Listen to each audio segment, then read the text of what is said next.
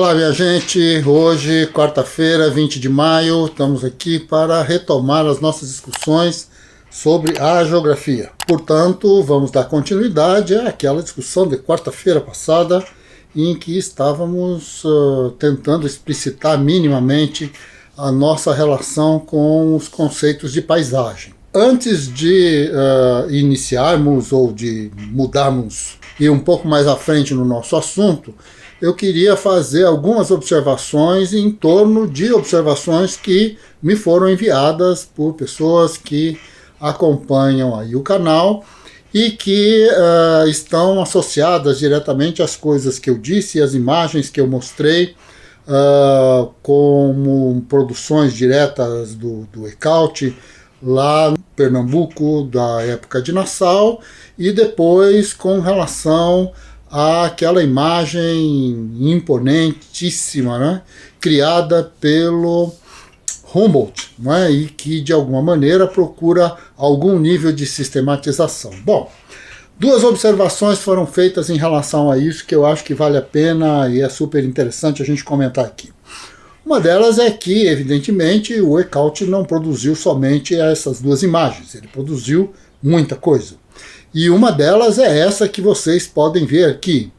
E essa Índia, que está aí com um pedaço, né, de corpo humano carregando no cesto, nas costas, e outro levando pela mão e tal. Quer dizer, ela não tem, digamos assim, esta imagem de meio bucólica e meio tranquila, meio de selvagem sob controle, né, que está associada às duas imagens que nós mostramos no último vídeo. Na verdade, se estabelece aí uma espécie de retrato um pouco mais assustador, se não fosse o fato de isso ser mostrado na Europa numa época em que esquartejar pessoas também não era alguma coisa tão estranha, até porque a própria Igreja Católica tinha mecanismos, né, como o mecanismo da Inquisição e outros tantos, né, que tinham lá as suas maneiras de ser, mas que não vem ao caso nessa nossa discussão. O que está colocado é que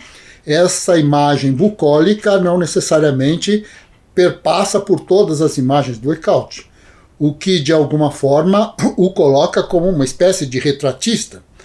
É claro que esta Índia, ela é suficientemente selvagem para comer ou para carregar pedaços de seres humanos, mas ela é suficientemente civilizada, vamos imaginar assim, para se deixar retratar pelo Ecaute.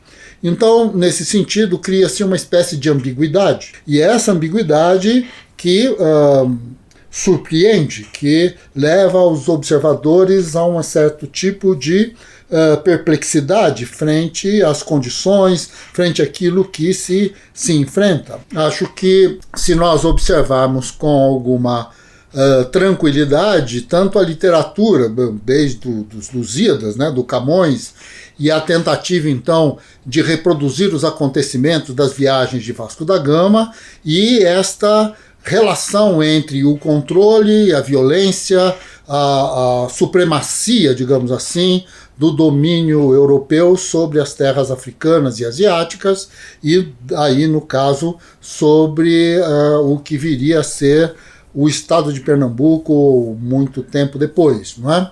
Depois que o boi voou e realmente as pontes, né, do Recife foram efetivamente construídas e as coisas começaram a ter as características disso que nós hoje chamamos de modernidade. Chico Buarque e Rui Guerra retratam muito bem isso com a peça Calabar, o Elogio à Traição, e coisas desse gênero. Então nós temos aí um conjunto, né, de reflexões sobre a história do Brasil e que Ecaute de alguma maneira é um retratista e que vai então trazer e levar para a Europa essas contradições, o que é uma coisa, diria, absolutamente espetacular. A outra imagem, voltemos a ela, que é essa imagem do Humboldt, e que a observação é que isso seria um bloco diagrama e não necessariamente uma paisagem, e eu quero confirmar, de fato é isso mesmo. Estávamos falando da paisagem quando falamos do vulcão, não é? Agora, a grande questão que está colocada aí é que tanto no caso de uma forma menos explícita, né, a pintura que foi feita sobre o vulcão, ou a partir do vulcão, e este quadro, bloco diagrama, não é? É que o ponto de partida, o ponto de referência é, na verdade, o conjunto de comportamentos que estão associados ao comportamento da relação entre temperatura, altitude, vegetação, o tipo de animais que sobrevivem em cada uma dessas altitudes e tudo mais. Então, de alguma maneira, é esta paisagem o ponto de partida para um verdadeiro estudo, não é? Quer dizer, da mesma maneira como não se pintava mais nesse momento, claro que se pintava, mas muitos já começam a ter outro tipo de comportamento, vai se pintar os animais dissecados, vai se pintar as folhas com as suas ranhuras, as suas estruturas, o seu funcionamento. A grande questão é que a observação dos elementos que compõem isso, que genericamente vai ser identificado como natureza, esta observação ela deixa de ter um sentido do simples prazer, né, de observar, do simples gozo, como dizia o próprio Humboldt, mas ultrapassa o limite deste êxtase para se chegar ao ponto de se perguntar: bom, ok, lindo, maravilhoso, mas por que será que funciona assim? E é nesse sentido, então, que a ideia de paisagem vai sofrer uma transformação, porque já não é mais o olhar no sentido de usufruir da imagem, mas é o olhar no sentido de se apropriar da imagem para que se possa compreender o seu significado. Para se compreender esse significado, eu preciso compreender, então, os processos que são determinantes para que as coisas funcionem e apareçam da maneira como estão aparecendo e como são. Há um conjunto de outros exercícios, mais ou menos, da mesma época e um pouco mais para frente, que vai revolucionar toda a história do planeta, não a história do planeta propriamente dito, mas pelo menos vai revolucionar aquilo que nós sabíamos sobre a história do planeta.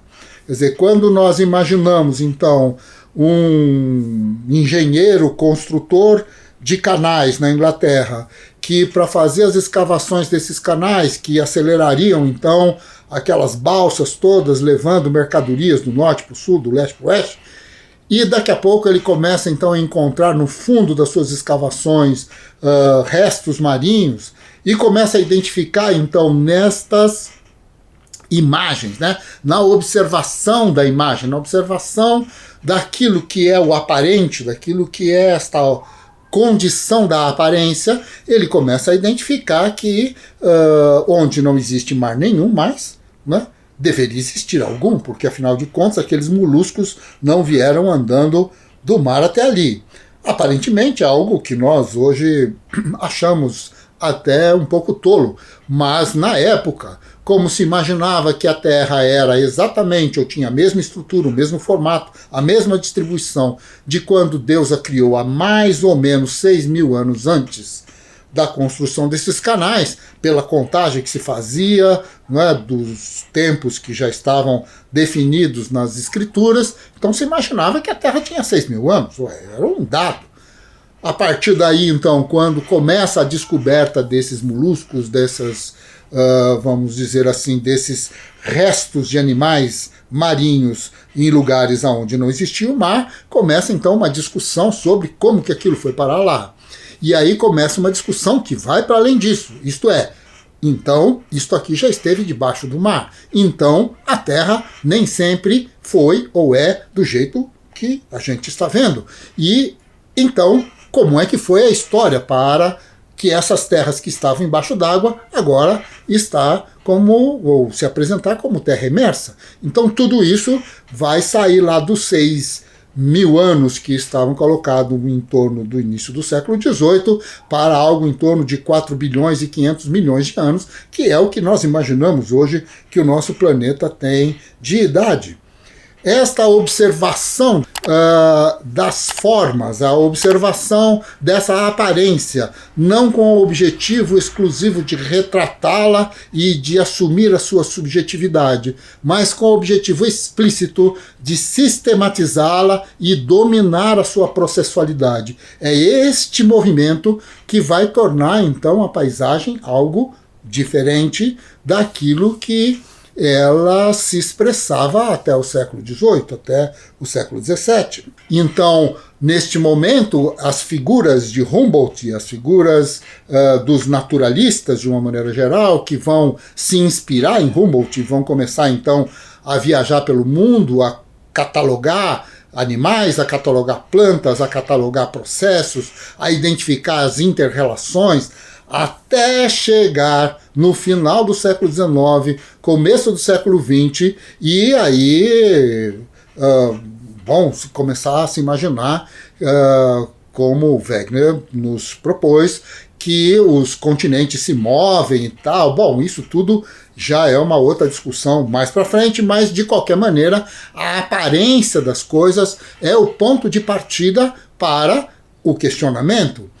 O grande nó é que esta aparência, ela já, de alguma maneira, existia antes. Quem mudou foram os sujeitos, que olhavam para a mesma aparência e que tinham intenções diferentes. Uma coisa é eu olhar para o mundo e considerar que o mundo é exatamente do jeito que eu estou vendo. Uma coisa é eu imaginar que o mundo, que eu estou num lugar absolutamente fixo, parado, porque é assim que eu vejo. Eu imaginar que o sol é que se movimenta, porque é assim que eu vejo. Eu imaginar que são as estrelas e que se movimentam em torno de mim, porque é assim que eu vejo. Outra coisa é eu começar a imaginar que aquilo que eu vejo é só aquilo que eu vejo. E que, portanto, eu preciso refletir sobre o que eu vejo para poder identificar que processo me leva a enxergar o mundo daquela maneira. E isto é um salto imenso do ponto de vista disso que nós chamamos conhecimento científico.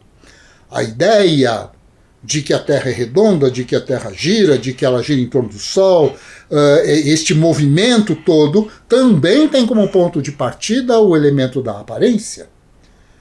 Só que é um questionamento sobre a aparência. O que nós temos, então, entre o século XIV, XIII, XII, para o século XV, XVI, XVII, XVIII, é um movimento extremamente importante de mudança do interesse dos sujeitos ao olhar para o mundo.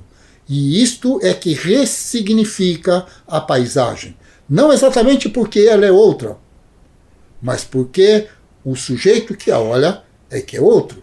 Ele tem outros interesses, ele tem outra intenção. E é esse o sentido, então, e a importância de um Humboldt. Este é o sentido e a importância do que vem para depois de Humboldt com os geógrafos alemães, a ideia que vem em Ritter, que vem em Hatzel e depois a geografia francesa e os seus embates, não é? Que é coisa que a gente vai conversar depois. Mas o que eu gostaria de deixar aqui na centralidade disso, né, é que esta ideia de paisagem ela está muito mais associada à condição do olhar do sujeito do que propriamente aquilo que se dispõe enquanto a materialidade do mundo. É claro que essa materialidade do mundo mudou. É claro que as cidades de hoje não são as cidades do século XVIII. É claro que isso tudo sofreu mudanças brutais e que nós podemos efetivamente olhar para uma fotografia de uma grande cidade no final do século XIX, em meados do século XX e agora no ano 2020, em pleno coronavírus, nós podemos observar, então, mudanças radicais do ponto de vista da forma.